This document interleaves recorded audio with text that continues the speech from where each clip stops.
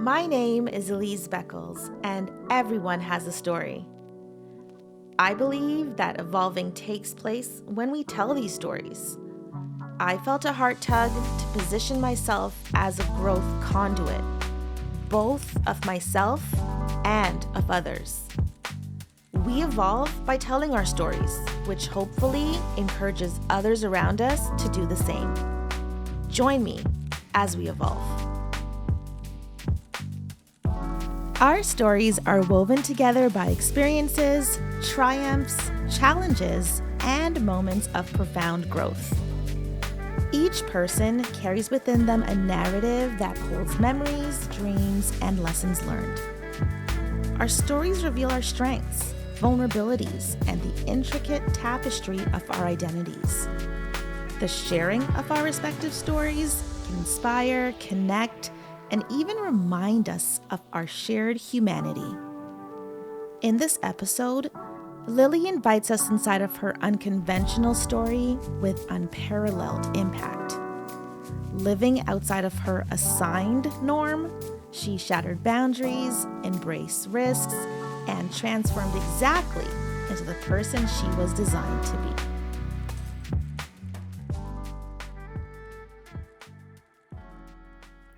Lily, I am so thrilled to be sitting with you here today. How are you? I'm doing really well. And you? Awesome. I'm good. I'm glad you could join us. So am I, finally. Yes, finally. Only we will know what that means. Exactly. But it's good to see you. It's good to have you. And Lily, I was sharing with you earlier, you're one of those guests where it is a little bit more of a blank canvas for me. I know a few, but it's like so far removed. So let me know, where are you from, Lily? Like where do you begin? Where do I begin?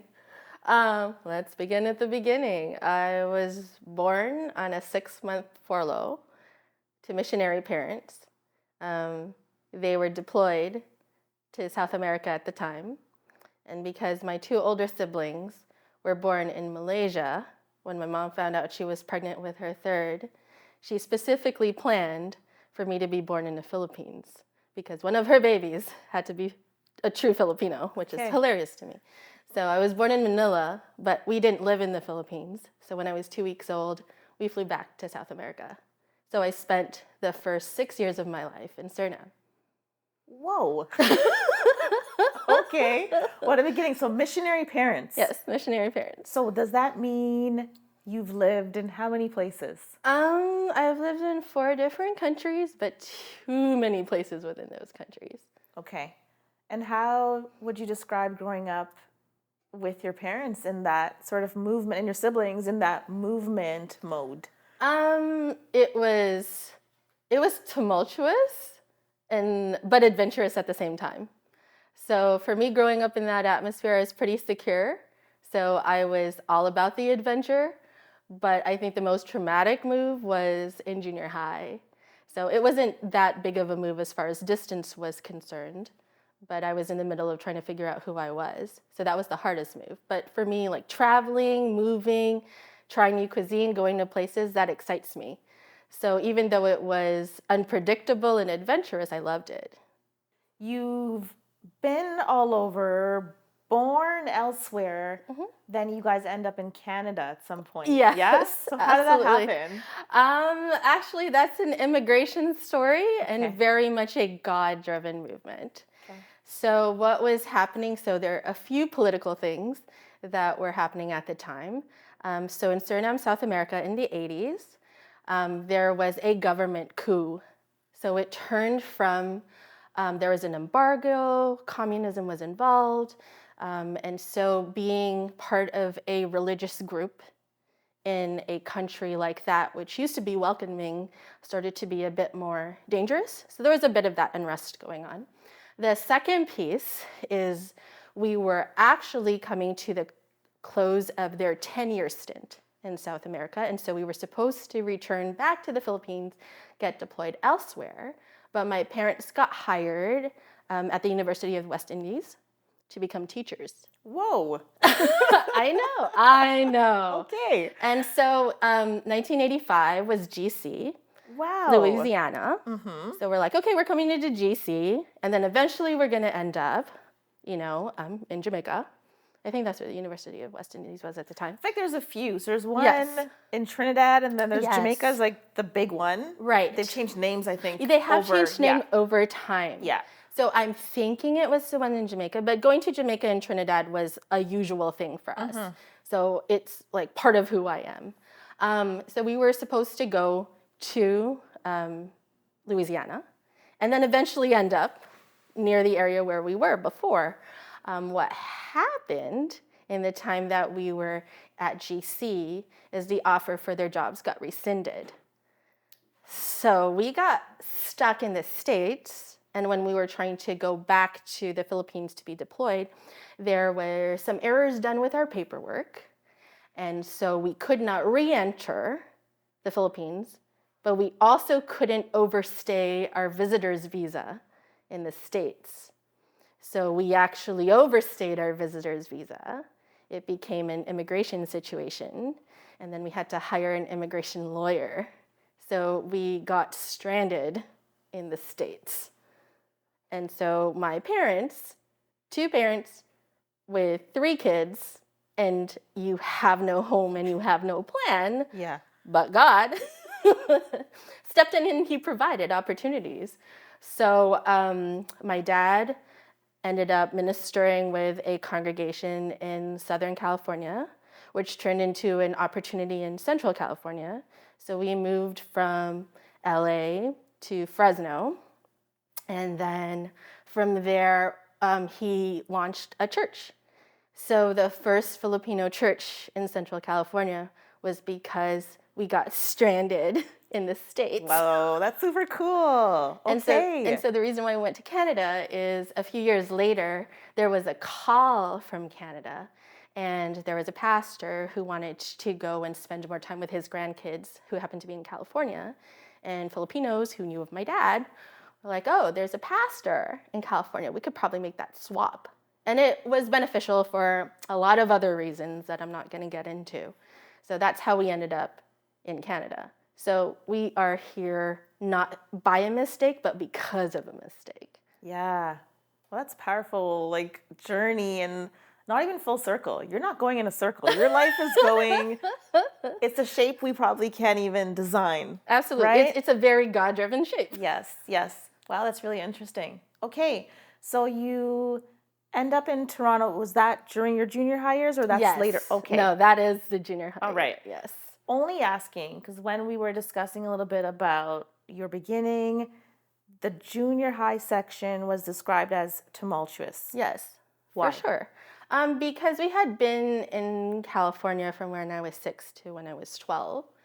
So technically the foundational memories are there. My community is there. All the friends that I knew are there. This isn't in a time of social media. Right. Or a great way to stay connected. So it's like a move was a move. You're kind of saying goodbye to whoever you knew. And the only way that you could keep in touch was through phone calls or through writing a good old-fashioned letter. Yes. Right? Yeah. So moving from the place that I knew to somewhere that I had no idea about at all, and not being able to have any input there because I'm the youngest kid, it was powerless. I felt powerless. And the last place that an outdoors West Coast kid wants to be in the middle of December is Canada. Yeah. Yeah. And so I come here and the culture is different and the people are different and the whole vibe is different and church is hard, and it's more, I would say it's way more conservative in Toronto than it is out west. So all of that and this kid who hasn't quite figured herself out is in an environment that she doesn't feel grounded in. Okay. So that's why it felt tumultuous. Got it. So growing up as a pastor's child, do you have your siblings? Are they sisters or brother and sister? I'm the youngest. So I have an older brother and then we have an older sister. Okay. So what was life? We want to either break the stereotype or you just say, yes, it's true. This is what being a pastor's kid is like. Obviously, your missionary parents may have adjusted what that looked like. But what was that experience like? I think it's different for me than it is for my sister. And I will say that in that young pastors, and I've had this conversation with pastors who are in the seminary, who are just starting out, but also pastors who are who've been married and they're now having kids. And the thing that I tell them is, don't prioritize the church above your family. It should be God, your family, and then if you can serve those two well, you'll do well in the church. I think pastors early on in ministry, and I know this is a generalization, but they're so eager to serve that the church, and not God, but the church becomes the priority. So my dad was working through those things when my sister was growing up. Okay. So her experience, my brother's experience, and my experience is as if we were growing up in three different eras of my parents. So the pressure is still the same. We're still held under a very big microscope. Anything that we do is criticized, scandalized, and talked about, and we know this. And that can either break you or it can help you adjust your views of God and your relationship with Him. So when I think about growing up as a pastor's daughter, I hated it as a kid. I hated being upheld to an unrealistic standard. I hated having other kids compared to me. And if I made a mistake, everybody knew about it. Like there was no hiding anything. Not that I was trying to hide, but I was a kid being a kid and a teen being a teen, but I was talked about way more than my peers. And so to know that, I think that is a shared experience across all pastors' kids, but I would have to say that that comes from the outside. From the family, by the time I was growing up and my memories were forming, my parents were at their peak parenting. So my dad had adjusted his priorities.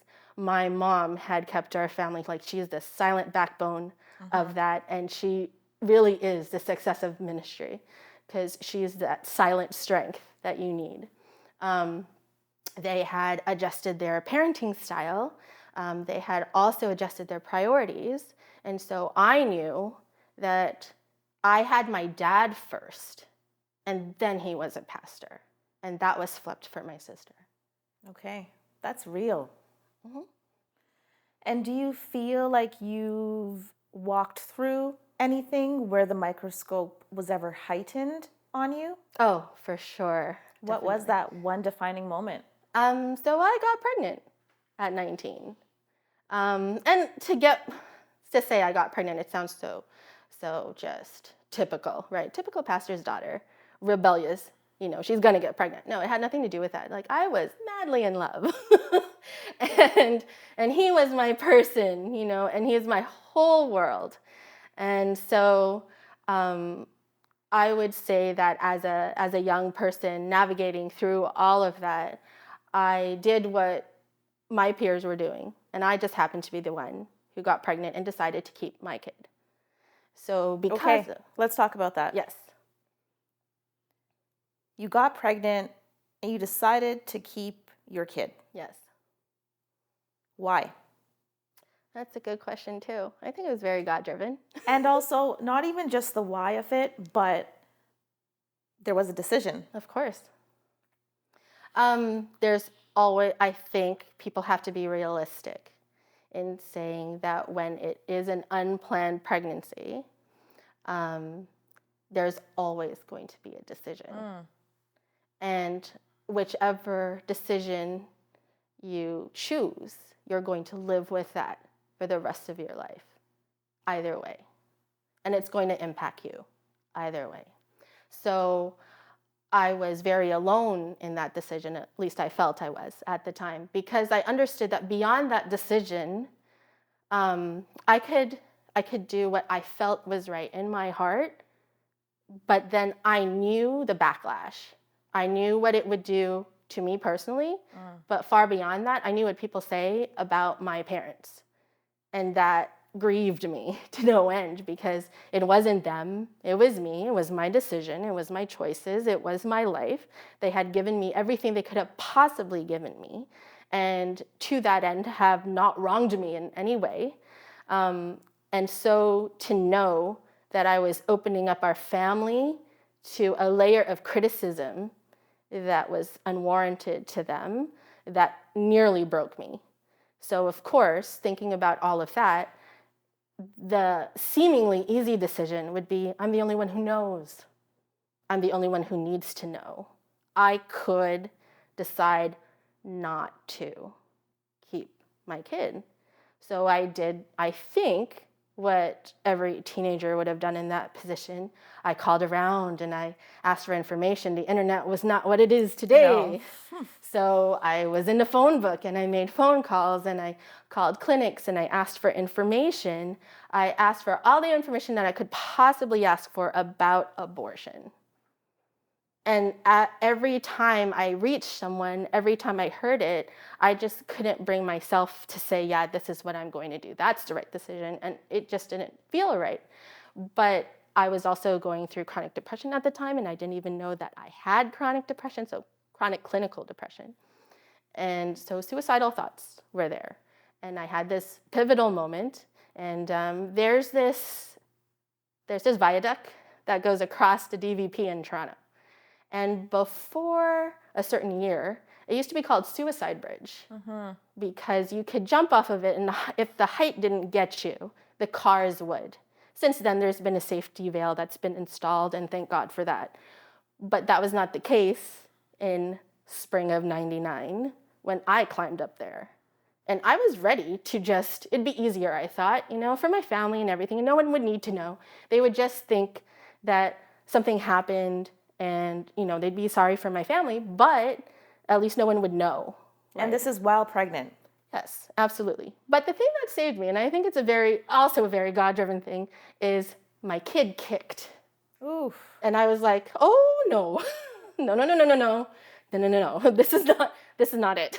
So I climbed down and I cried and I made my way home and everything like that. And at the time, I hadn't even told my parents or anything like that. I find out after my baby daddy at the time and I told my parents, after we told them, my mom knew in her heart months before, and she had written about me in her prayer journal. And so she had written in her prayer journal in December, like, God, I know what she's going through. I know she's scared, and I can't ask her about it, but I want her to tell me about it because we're going to be here for her. So I didn't know that at all. So when we went to tell my parents, I was obviously freaked out, and so was he, but I couldn't understand why my mom was so calm, and it was because she had already prayed about it. A mom's intuition. She already knew. So it was like, my son saved my life, but he saved our lives. God saved us. Yeah. And then he had already prepared a way even before I could see it. So that's why I say I chose to keep my baby. But I chose to keep my baby because I realized that I was a mom when he kicked. And I didn't know he was a he. We didn't want to know. So he was just our little one. But yeah, my little one kicked. And that was it. I was a mom. In that moment, I became a mom. Okay. We have to keep going, but I would, in real normal life, I would take a time out here, but we can keep this conversation going and talk me through then. So you tell your parents, so now it's a united front? Yes, a united front, yes. Where do you go from there with now the rest of the community and everyone kind of finding out? Well, actually, the reason why we ended up telling my parents was because we found out that there were already rumors floating around that I could possibly be pregnant. Okay. And the last thing that I wanted was for them to hear about it from someone else other than me. So we made the decision together to go and tell my parents and then also to tell his parents as well. So we were pretty united as a family when it came to that. It was obvious what happened because I dropped out of school at Andrews, and I came home for that final trimester, right? So I was already visibly showing, and living in the dorm, there's consequences of that. And that's a whole different story. So for those that don't know, Anne, you went to a Christian university. I went to an Adventist institution. I went to the flagship. Pastor's daughter at the Adventist University. Yes. Okay, then you got to go home. Absolutely. they're not having this on campus. Right. Yeah. Yeah. Yeah. So I couldn't re-register for a semester, and the same thing once the father of my child finished his semester, he also could not re-register for his next So he was semester. from your school? Yes, that's how we met. Okay. Yes. So 2 church kids. Yes, absolutely. Yeah. All right. So you tell the community now is aware. Aware now, yes. How do you navigate that? Through sheer force of will. It was kind of forced upon us in a way. The pastor of my church at the time, which wasn't my dad, because he was in a conference at that point in time, the pastor of the church at the time did not approach it in a very constructive way. So we were at and I think it was a Sabbath afternoon church gathering of several churches. So it was me with my parents, and in a voice that was easily heard through the church in the afternoon, he said, there's going to have to be a time when we sit down and we talk about the disciplinary actions that have to be taken because of your pregnancy. And that was the first thing he said to me about it. There had been no check-ins at that point. There had been no conversation. That was just what was said in the middle of a very public situation. And I just looked at him and I said, you are welcome to come over to my parents' place at any point in time so that we can discuss this. And I know what is going to happen, but you are welcome to come over and have a conversation with me like a human being, and then we can go from there. And because of the way that it was handled, when I had to go in front of the board and go through my whole disciplinary action as a church leader and being censored from service and everything like that, I couldn't hold a position. I couldn't serve publicly in the church. I think it was for a year.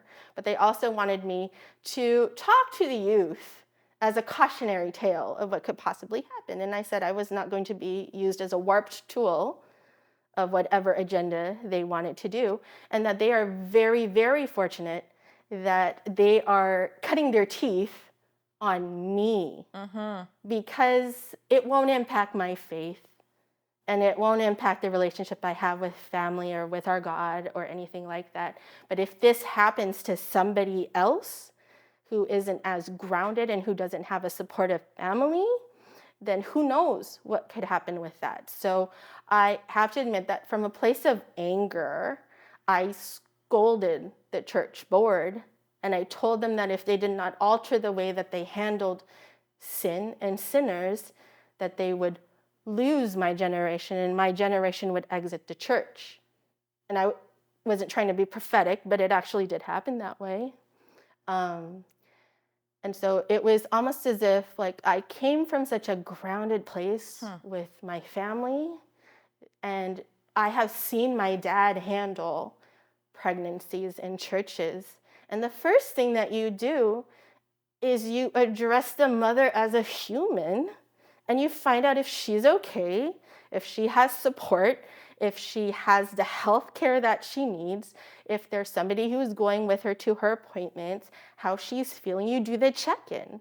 In fact, one of the first things that he was supposed to do in the church board when we arrived, one of the churches, because he was pastoring 2 at the time, one of the churches brought up his first action was to discipline a person who was pregnant in the church from the church board. That was his first actionable thing.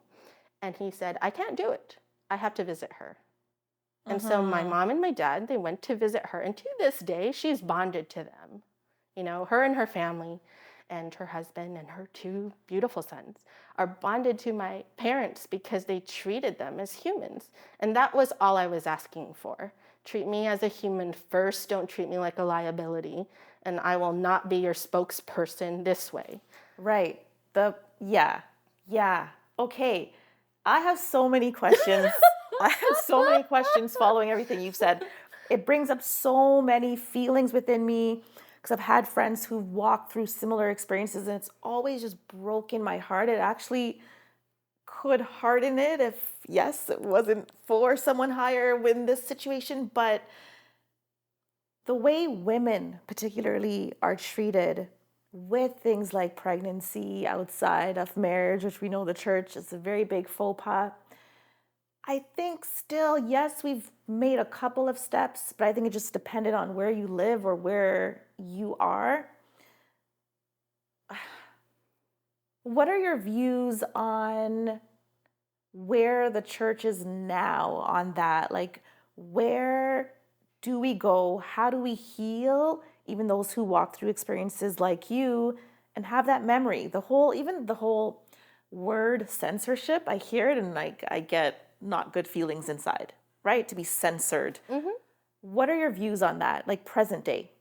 Present day, not a lot has changed, which is unfortunate. I think there are a lot of topics within, I would say not just churches, faith communities in general. Yes. However they look, whether they're in pods or in homes or anything like that. It's almost as if we're so scared of sin that we don't want to talk about it, but it should be the thing that we talk about because that's why people need support. You know, none of us is perfect. Community was created, faith communities were created so that we could journey together. And if we can't journey with each other through the tough times, then really what are we doing? You know? So I think that the generations that went through it and the generations that have been censored by it can go one of two ways. They've either walked straight out of the church or they've tried to rage against the machine to make it more compassionate. And I think that's the first starting point. You have to start from a place of compassion. When it came to ministry in the New Testament, before the word was given, the needs were met. And I just don't think that the church prioritizes meeting those basic needs of physical safety, of mental stability, and of a sense of belonging and support. Because once you do that, there's something very transformative that happens. Like transformation comes from love, not from scolding. There's a difference between disciplinary action versus discipline. You know, and so I think that we're so quick to condemn, and that dates as far back as the Bible itself. And there's still that today, right? But I do think that we're making moves in the right direction with faith communities and with people having conversations. And I think it has to start from a conversation because conversation is how we connect. And if you don't have a relationship with someone, then how can you, from a loving place, be in the truth about that? Right? How can I speak the truth into your life if I have no connection with you at all? Yeah. Yep. Right? How can our God descend from on high to us and not connect with us and have a relationship with us? How is that supposed to work? It's not. So it starts from a place of connection. It starts from a place of community. So obviously how old is your son today? No, he's 23. You have a 23-year-old. I do. You have an adult. I have an adult. Love yes. it. Love it. So it's been over 20 years. Okay, so where are you guys now? Where is Lily today? Obviously, so much has happened. Absolutely. In 23 years. So how's it been? Where are you today? Well, I'm thriving now. Praise God. Yeah. So his father and I were married for a time, but it wasn't right. We were married for all the wrong reasons. Yes, we were in love, but it was just not the time. I would have to say that part of our testimony comes out of the fact that we co-parent very unitedly. And so our son didn't have to worry about whether he's seeing dad or mom. We were very consistent and constant about that. And that in and of itself is a testament to both his dad's journey as well as mine. Now, his father is remarried and she and I get along really well. So we're #Team Calvin. Yeah. And we think that our modern family is a testimony to God and restoration and reconciliation more than what we would have expected with any sort of conventional view that we might have had in the beginning. So my son is working on becoming a professor. So he's finished his bachelor. He's bridged into his master's. He'll take his doctorate. And may God use him in whatever mighty way he wants to use him. I'm running my own business. I also run a nonprofit. So, and I work with students with special needs, but also just the neurodiverse community as a whole, which is something that our organization needs too. So that's where we are. We are thriving. Love it. And I think it's always beautiful because people, I'm sure 23 years ago, there were some people who counted you out. Absolutely. And I have this thing where we should never, it's almost like my personal mantra, we should never count anyone out. Like whatever twist, right, that happens or turn that could happen, it's not their final spot. Like there's so much more to come. And I think you are the poster child, the poster lady of that. So thank you so much, Lily. You're welcome. Lily, we're going to do some rapid fires to wrap things up. Sounds good? Sounds good. Let's do it. All right. So the first one I'm going to throw at you or pass over to you is reconciliation is? Restoring relationship to what God intended. Triumph means? Letting go of fear and walking with courage. And finally, motherhood is? My heart beating out of my chest. Understanding that there's a being that exists in this world other than God that holds priority over my life. Thank you for being here, Lily. You're welcome. Love, joy, pain, growth, connection. Just a few in a tapestry of emotions and lessons that can sum up the human experience. The truth of the matter is, life isn't designed to go in a straight line, but that doesn't mean it can't end up being beautiful. The biggest lessons are often learned from the toughest situations. Lily's conversation taught me new lessons in growth, resilience, and wisdom. The biggest lesson being God's purpose transcends the ordinary. Thank you, Lily, for sharing your heart so unapologetically with us.